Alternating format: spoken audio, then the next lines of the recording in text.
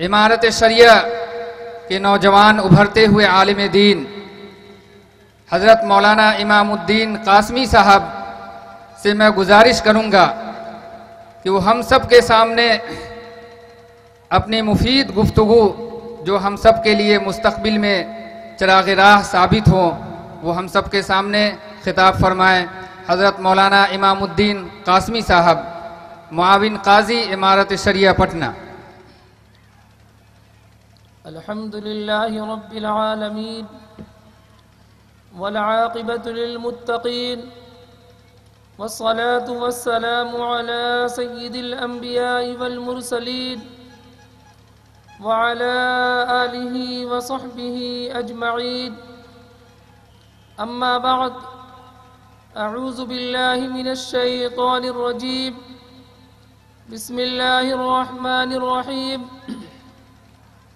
अलिफ लाम रा किताबुन अंज़लनाहु इलैक लितुख़रिजन नास मिनज़्ज़ुलुमाति इलन-नूर। वक़ाल अन्नबिय्यु सल्लल्लाहु अलैहि वसल्लम तबर्रक बिल-क़ुरआन फ़इन्नहु कलामुल्लाह, औ कमा क़ाल अलैहि सलातु वस्सलाम। मोहतरम बुजुर्गों, नौजवान साथियों और अजीज़ बच्चों, सबसे पहले मैं इस जामिया गुफ़रानिया के मुहतमिम और यहाँ के असातिज़ा और उनके मुआविनीन का शुक्रिया अदा करना चाहता हूँ कि उन्होंने दीन का एक ऐसा शमा यहाँ रोशन किया है कि जहाँ से हर साल अल्हम्दुलिल्लाह कुरान करीम को याद करने वाले तलबा फारिग हो रहे हैं। इससे कबल भी इस इदारे ने तकरीबन 10 तलबा के सर पर दस्तारे फ़जीलत रखी थी और आज भी अल्हम्दुलिल्लाह आप हज़रात के सामने ये तकरीबन 11 तलबा हैं कि जिनके सरों पर दस्तारे फ़जीलत रखी जाएगी। दोस्तों, आप हज़रात भी उसी कुरान करीम के ताल्लुक़ से यहाँ तशरीफ़ लाए हैं। हम ये चाहते हैं कि आप जैसे लोग जो अल्हम्दुलिल्लाह जिनके सीनों के अंदर, जिनके दिलों के अंदर अल्लाह ने ईमान को रासिख कर रखा है, उन हज़रात को ये बता दिया जाए कि ये कुरान करीम क्या है, जिस किताब की निस्बत से आप यहाँ इकट्ठा हुए हैं, ये किताब क्या है। अल्लाह तबारक व तआला ने, मैंने जो आप हज़रात के सामने एक आयत की तिलावत की, उस आयत के अंदर खुद अल्लाह रब्बुल इज़्ज़त ने इस किताब के ताल्लुक़ से इरशाद फरमाया कि ये एक ऐसी किताब है, ये एक ऐसा दस्तूर है, एक ऐसा कानून है कि जो अल्लाह के उन बंदों को कि जो तारीकियों के अंदर भटके हुए हैं, रास्ते से हटे हुए हैं, उनको रास्ते पर लाने वाली किताब है। ये जनाब मुहम्मदुर रसूलुल्लाह सल्लल्लाहु अलैहि वसल्लम ने इरशाद फरमाया कि ऐ लोगों, ये अल्लाह का कलाम है, लिहाजा तुम इस कलाम के ज़रिए बरकत हासिल करो। दोस्तों, हम में से कौन ऐसा नौजवान है या कौन ऐसे ज़ईफ़ हज़रात यहाँ तशरीफ़ लाए हुए हैं या कौन ख़वातीन है कि जो बस्तियों के अंदर, महल्लों के अंदर, घरों के अंदर रह रही हों और उनके घरों के अंदर ये मुक़द्दस किताब न हो। मैं ये समझता हूँ कि मुसलमान जिस ज़मीन पर, जिस इहाते में, जिस महल्ले में आबाद हैं, अल्हम्दुलिल्लाह उनके घरों के अंदर कुरान करीम मौजूद है। लेकिन हम में से कितने अफराद वो हैं दोस्तों कि जिनके पास इतना वक्त हो, खा वो जवान हो یا وہ بچے ہوں پھر یا خواتین ہوں کہ جو روزانہ کم از کم قرآن کو اپنے ہاتھوں کے اندر اٹھا لیتے ہوں۔ مجھے لگتا ہے کہ اس مجمع عام کے اندر گنتی کے چند افراد ایسے ہوں گے کہ جنہوں نے یہ اپنا معمول بنا رکھا ہوگا کہ 24 گھنٹے کے لمحے میں اپنے ہاتھ کے اندر کم سے کم قرآن کو اٹھا لیتے ہوں گے، پڑھنا تو دور کی بات ہے۔ میرے خیال سے اس پوری بستی کے اندر یہ کہا جائے کہ گنتی کے چند افراد صرف ہیں کہ جو قرآن کو الٹ لیتے ہیں، تو یہ جھوٹ نہیں ہوگا، یہ غلط نہیں ہوگا۔ جبکہ اللہ کے رسول نے فرمایا کہ یہ قرآن برکت والی کتاب ہے، یہ قرآن رحمت والی کتاب ہے۔ اگر تم اس کتاب کو پڑھو گے، اگر اس کتاب کو تم پکڑو گے، اس کتاب کو اٹھاؤ گے، تو خدا کی قسم تمہارے گھروں کے اوپر اللہ کی رحمتیں نازل ہوں گی۔ مدینہ منورہ کے اندر ایک صحابی ہے کہ جو اپنے گھر کے اندر آرام کر رہے ہیں۔ آپ آج کے مدینہ کا تصور نہ کریں کہ جہاں عالی شان مکانات ہیں، جہاں اونچی اونچی عمارتیں ہیں، بلکہ آج کا مدینہ وہ مدینہ اس وقت کا مدینہ نہیں تھا، بلکہ آج کا جو بسیٹھا کی جو بستی ہے وہ ایسا مدینہ تھا۔ اس وقت کی بات ہے کہ ایک صحابی اپنے گھر کے اندر رات کے وقت میں قرآن کو اپنے ہاتھ میں لیے ہوئے قرآن کی تلاوت کر رہا ہے، اور آپ اس کا تصور اس انداز میں کریں، ہمارے محلے کے اندر، بستی کے اندر جن لوگوں کا گھر چھت کا نہیں ہے، جن کے مکانات جھوپڑی کا ہے، اور وہ پھر گائے بیل بھینس وہ ان کی پال رہے ہیں، ایسے لوگ تصور کریں، ایسے لوگوں کے مکانات کا آپ تصور کریں، اور پھر آپ اندازہ لگائیں کہ وہ صحابی رات کے وقت میں اپنے قرآن کو اپنے ہاتھ میں اٹھائے ہوا اس کی تلاوت کر رہا ہے۔ روایت میں آتا ہے کہ اس کا گھر اتنا چھوٹا ہے کہ جس جگہ وہ بیٹھا ہوا تلاوت کر رہا ہے وہیں پر اس کا گھوڑا بھی بندھا ہوا ہے، وہیں پر اس کا بچہ بھی سو رہا ہے۔ جب وہ صحابی قرآن کریم کو پڑھنا شروع کرتا ہے تو روایت میں آتا ہے کہ اس کا دل یہ چاہتا ہے کہ ہم اس کی تلاوت زور سے کریں۔ اب وہ جب قرآن کو بلند آواز سے پڑھنا شروع کرتا ہے تو گھوڑا بدکنے لگتا ہے، یعنی گھوڑا کودنے لگتا ہے یہاں کی زبان میں۔ ایسے وقت میں وہ صحابی قرآن کو آہستہ پڑھنا شروع کر دیتے ہیں، پھر ان کا دل چاہتا ہے کہ اللہ کے کلام کو ہم اونچی آواز میں پڑھیں، پھر وہ اونچی آوازیں پڑھنا چاہتے ہیں، پھر گھوڑا بدکنا شروع کر دیتا ہے، یہاں تک کہ صبح کا وقت قریب ہو جاتا ہے تو وہ صحابی قرآن کو اٹھا کر رکھتے ہیں اور اللہ کے حضور دعا کے لیے ہاتھ اٹھاتے ہیں۔ اس صحابی کا واقعہ ہے کہ وہ صحابی فرماتے ہیں کہ جب میں نے قرآن کو رکھا الماری کے اوپر تو میں نے دیکھا کہ آسمان کی طرف روشنی جا رہی ہے، ایک روشنی ہے جو میرے مریا سے، میرے جھوپڑی سے اٹھی اور آسمان کی طرف بلند ہوئی۔ وہ صحابی صبح کے وقت دن کے موقع پر اللہ کے رسول کی خدمت میں حاضر ہوتے ہیں اور اللہ کے رسول سے عرض کرتے ہیں کہ اے اللہ کے رسول، آج کی شب، آج کی رات میرے ساتھ یہ معاملہ ہوا۔ اللہ کے رسول نے فرمایا، خدا کی قسم اگر تم فجر کی نماز تک تلاوت کرتے رہتے تو آج مدینہ کے لوگ یہ دیکھ لیتے کہ فرشتے کیسے ہوتے ہیں۔ جب تم تلاوت کر رہے تھے تو تمہاری تلاوت کو سننے کے لیے اللہ رب العزت نے آسمان سے فرشتوں کو بھیجا تھا، جس کو تم نے روشنی کی شکل میں اوپر جاتے ہوئے دیکھا۔ تو وہ قرآن کریم ہے جو ہمارے گھروں کے اندر دیواروں پر الماریوں میں بند ہے۔ اللہ کی قسم اگر ہم بھی اس کتاب کو اٹھا کر صدق دل سے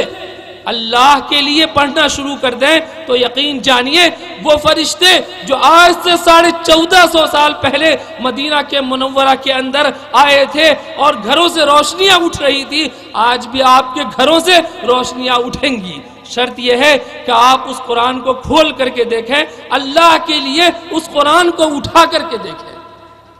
میرے محترم بزرگوں، نوجوان ساتھیوں، خاص طور سے میں نوجوان ساتھیوں سے گزارش کروں گا کہ اللہ نے جس کتاب کو دیا ہے آپ ان کتابوں کو نہیں اٹھا رہے ہیں، خاص طور سے میں اپنی ماں اور بہنوں کو کہوں گا کہ آپ کے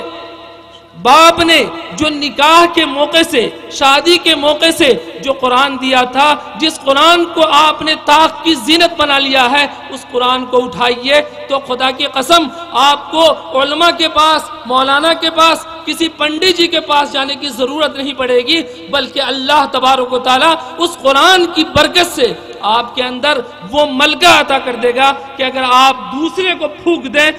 تو خدا کی قسم بیمار اٹھ کر کھڑا ہو جائے۔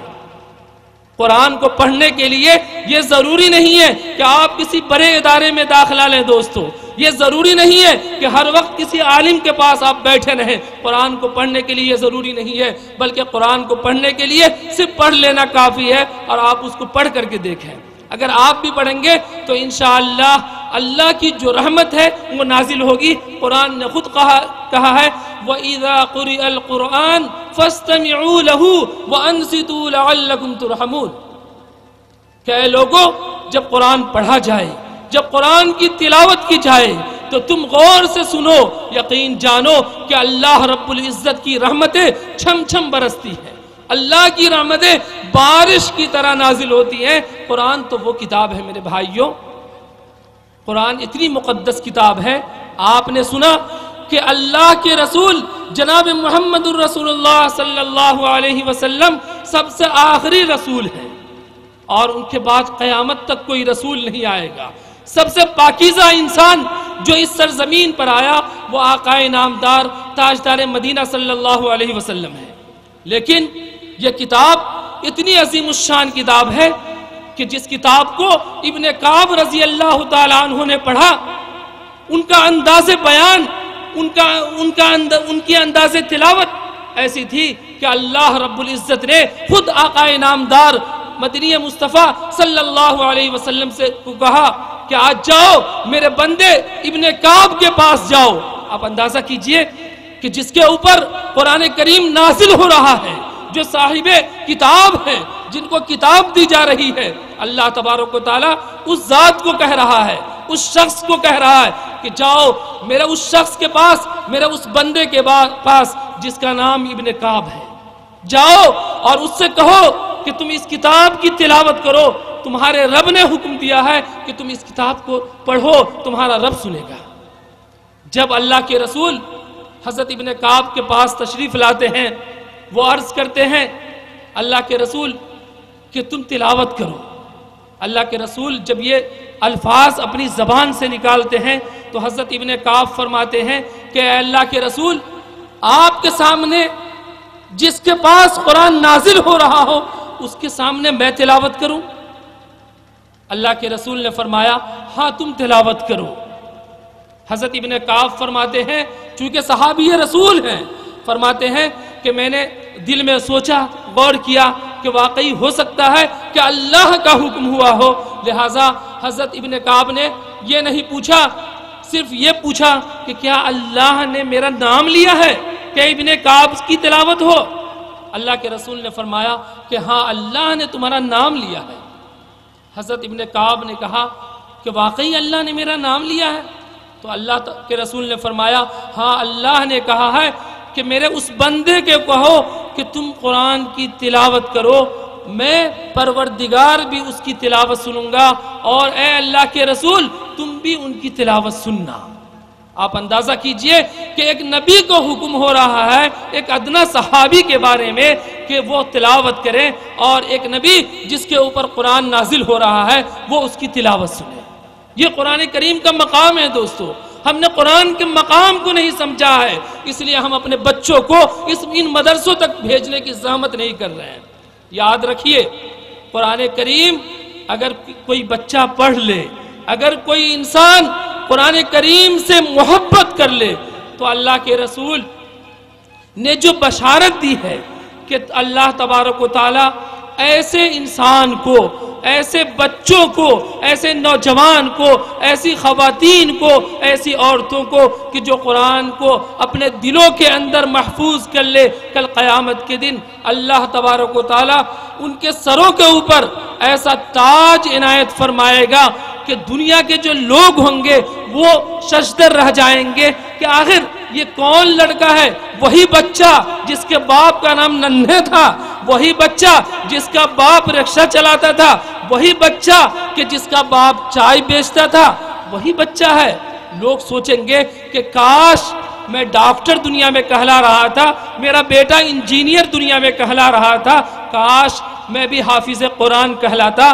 تو آج میرے باپ کے سر کے اوپر یہی دستار فضیلت کہ جس کی روشنی اللہ کے رسول نے فرمایا کہ 14ویں کا جو چاند ہوتا ہے اس سے زیادہ ہائی لیول کی روشنی ہوگی۔ لوگ کہیں گے کہ پتہ نہیں یہ کیسا انسان ہے، اللہ کی کیا عبادت کر رہا تھا کہ اتنی عظیم الشان چیز اس کے سروں کے اوپر رکھی گئی ہے۔ اس وقت دوستو ہم اور آپ افسوس کریں گے اور سوچیں گے کہ ہم بھی پڑھ لیں قرآن، تو یاد رکھیے وہ وقت گزر چکا ہوگا، وہ وقت لوٹ کر نہیں آئے گا۔ یاد رکھیے جب ہم دنیا سے جائیں گے تو ہمارے ساتھ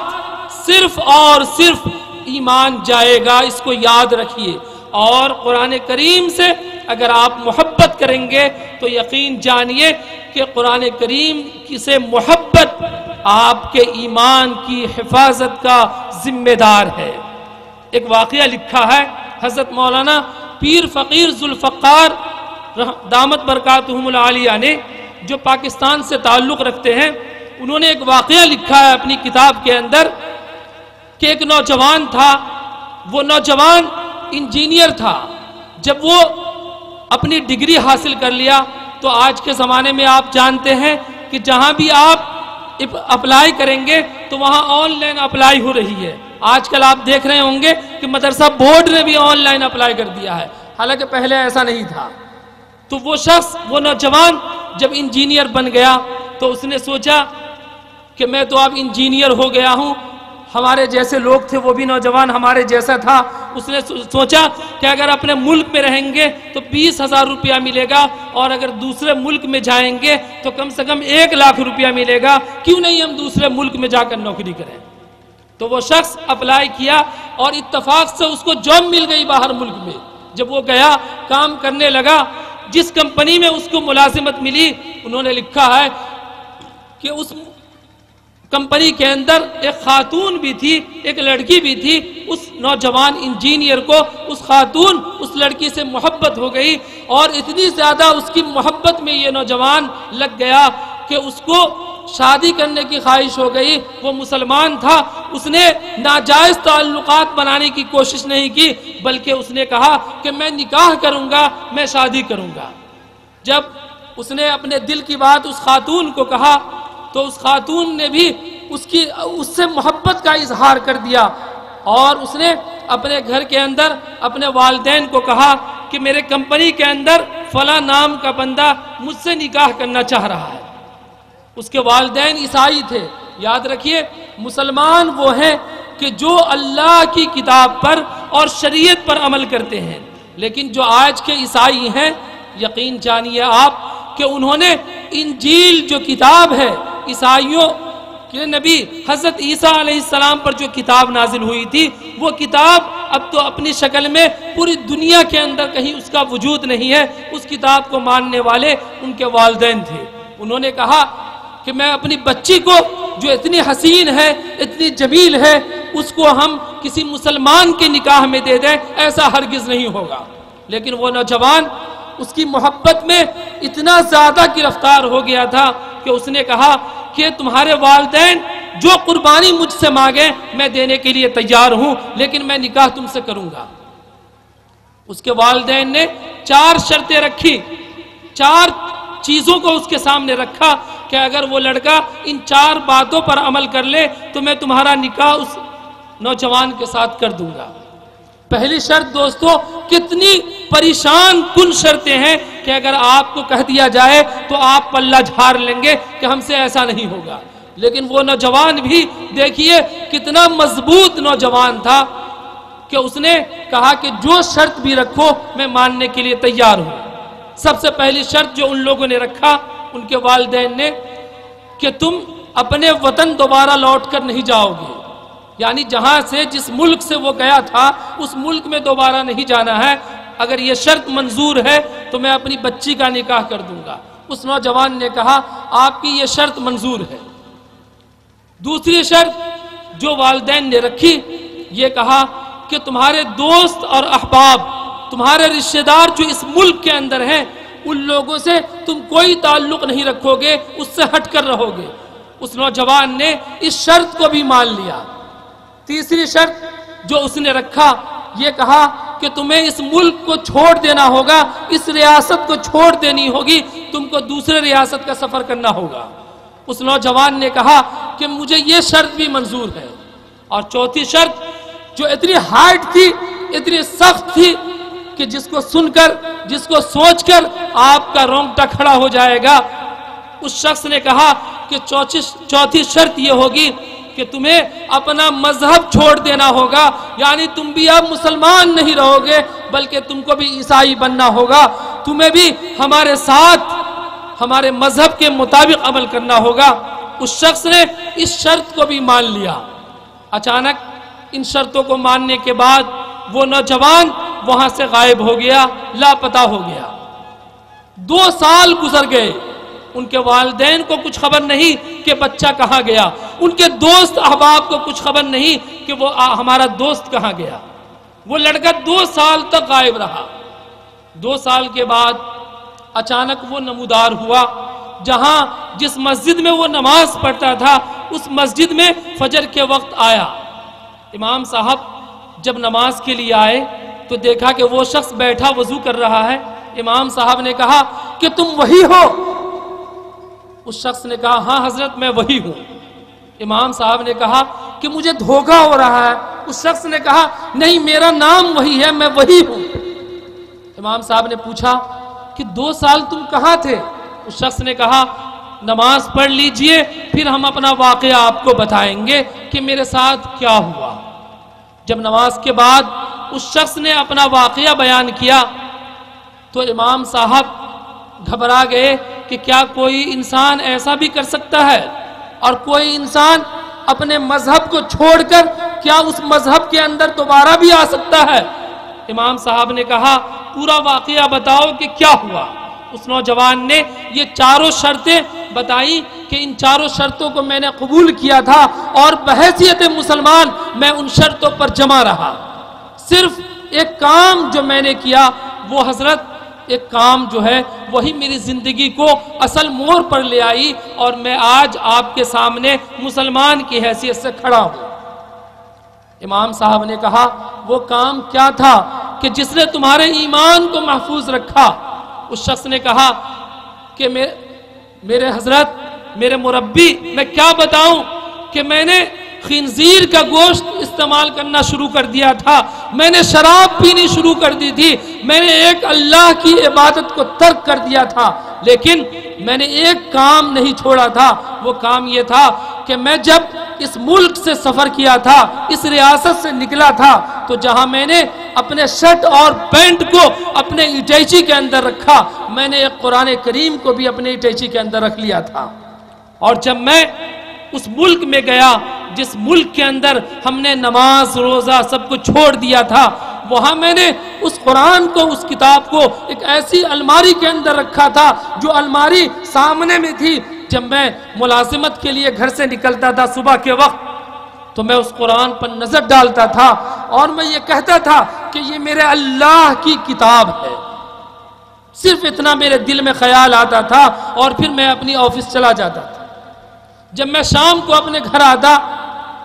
تو میں دیکھتا کہ میرے اللہ کا یہ کلام ہے اور اللہ نے اس کو صحیح سالم رکھ رکھا ہے۔ میرے دل میں جو قرآن سے محبت تھی، یہ محبت صرف اتنی ہی تھی کہ میں دل سے قرآن کا احترام کرتا تھا، قرآن کو صرف دیکھ لیتا تھا۔ ایک روز جب میں ملازمت سے آیا، ڈیوٹی سے واپس آیا، رات کا وقت تھا، جب میں اپنے گھر میں قدم رکھا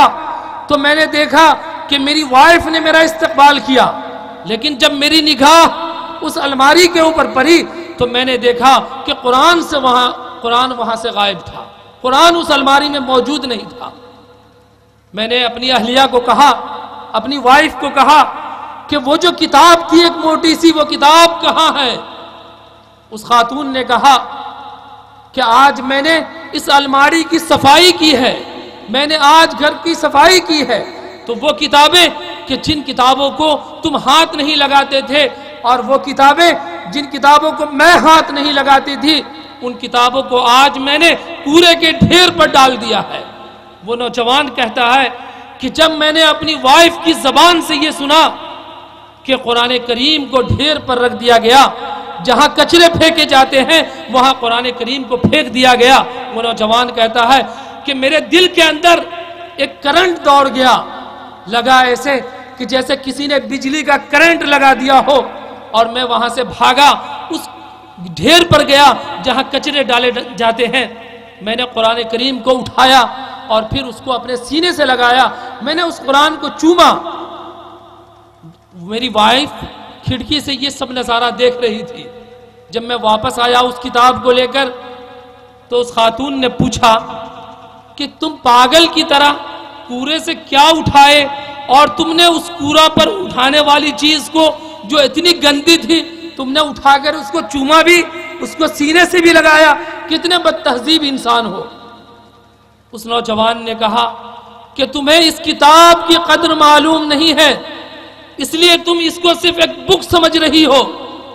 یہ میرے اللہ کی کتاب ہے، یہ قرآن کریم ہے جس کو میں نے حفاظت سے رکھ رکھا تھا۔ جب اس عورت نے یہ سنا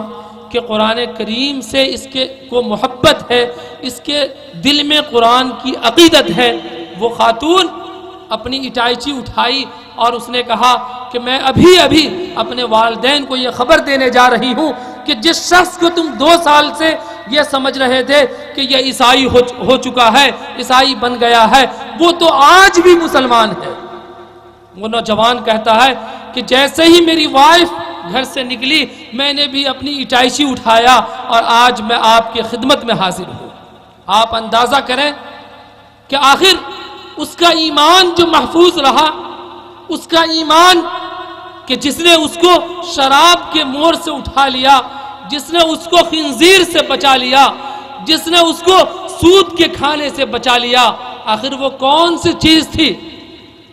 بتائیے محترم بزرگوں، دوستو، وہ قرآن سے محبت تھی، قرآن سے اعتقاد تھا۔ تو یاد رکھیے، قرآن سے محبت کا ادنا درجہ یہ ہے کہ اللہ تبارک و تعالی ایمان کو محفوظ رکھتا ہے ہمارے دلوں کے اندر۔ اور یاد رکھیے، کل قیامت کے دن جب آپ یہاں سے جائیں گے تو اللہ رب العزت یہ نہیں دیکھے گا کہ آپ کس گاؤں سے تعلق رکھتے تھے، کس اسٹیٹ میں آپ کا گھر تھا، کس ملک سے آپ کا تعلق تھا،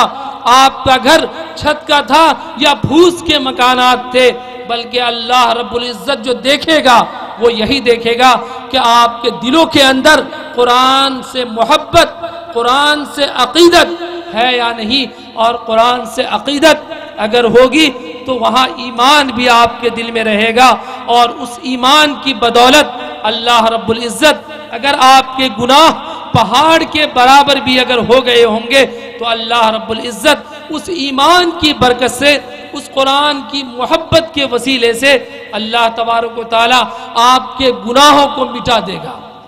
میں خاص طور سے ان نوجوانوں سے درخواست کروں گا اور ان ضعیف حضرات سے بھی درخواست کروں گا کہ جن کے بچے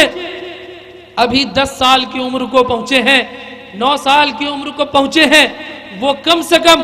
اپنے دل کے اندر قرآن سے محبت کو لگائیں، اپنے بچوں کو کم سے کم قرآن کی تعلیم دے دیں تاکہ آپ کے بچے آپ کی قبروں کے اوپر قرآن کی تلاوت کر سکیں، آپ کے لیے اللہ کے سامنے ہاتھ اٹھا سکیں۔ ایسا نہ ہو کہ آپ کی وفات کے بعد وہ بھی تلاش کریں کسی پنڈت جی کو کہ ان کے لیے دعائے مغفرت ہو۔ یاد رکھیے، اگر ہم میں کا ہر شخص چھوڑ دے گا ان مدرسوں کو جانا، ان مدرسوں میں اپنے بچوں کو بھیجنا، تو وہ دن دور نہیں کہ ہم لوگوں کو بھی اپنے والدین کی وفات کے وقت ڈھونڈنا پڑے گا، کھوجنا پڑے گا کہ کس ملک کے اندر، کس اسٹیٹ کے اندر، کس ضلع کے اندر، کس گاؤں کے اندر پنڈی جی ہیں، ان سے کہا جائے کہ فلاں شخص کے والد انتقال کر گئے ہیں، آپ ان کے لیے کچھ دعا کر لیجئے۔ ہر انسان یہی سوچتا ہے کہ فلاں کا بچہ پڑھ رہا ہے، کیا ضرورت ہے کہ ہمارے بچے بھی جائیں؟ اگر سب لوگ یہی سوچ لیں گے تو حالات بد سے بدتر ہو جائیں گے اور پھر بہت مشکل ہوگا کہ ہماری وفات کے بعد ہمارے بچے قرآن کو سمجھ پائیں۔ اس لیے دوستو، آج کے اس اسٹیج سے ہم آپ حضرات سے، جو لوگ جہاں سے بھی تشریف لائے ہیں، ان سے ہم صرف ایک درخواست کریں گے کہ کم سے کم آپ اپنے وفات سے قبل، اپنی موت سے قبل اپنے بچوں کو قرآن کا حافظ بنا دیجئے۔ اگر آپ حافظ بنانا نہیں چاہتے ہیں تو کم سے کم قرآن کے الفاظ پڑھنے والا بنا دیجئے، کم سے کم وہ قرآن کو دیکھ لیں۔ آپ کی وفات کے بعد جب وہ قرآن پڑھیں گے تو اللہ رب العزت اسی قرآن کی بدولت، اسی قرآن کی تلاوت کی برکت سے آپ کے قبروں کو نور سے منور فرمائے گا، اور کل قیامت کے دن وہی قرآن کی برکت آپ کو جنت تک پہنچا دے گی اور جہنم سے آپ کو نجات دلا دے گی۔ انہی باتوں کے ساتھ ہم آپ حضرات سے پھر گزارش کریں گے کہ آپ حضرات اللہ کے واسطے قرآن سے محبت کرنا سیکھیے، قرآن کی تعلیمات پر عمل کیجئے، تاکہ اللہ رب العزت دنیا کے اندر بھی ہمیں ذلیل ہونے سے بچائے اور کل قیامت کے دن بھی اللہ رب العزت ذلت و رسوائی سے بچا کر جنت تک پہنچا دے۔ ربنا تقبل منا انك انت السميع العليم وتب علينا انك انت التواب الرحيم۔ دل تو یہ چاہ رہا تھا کہ مولانا کو تھوڑی دیر اور سن لوں، لیکن دستور کچھ ایسا ہی ہے کہ مولانا کو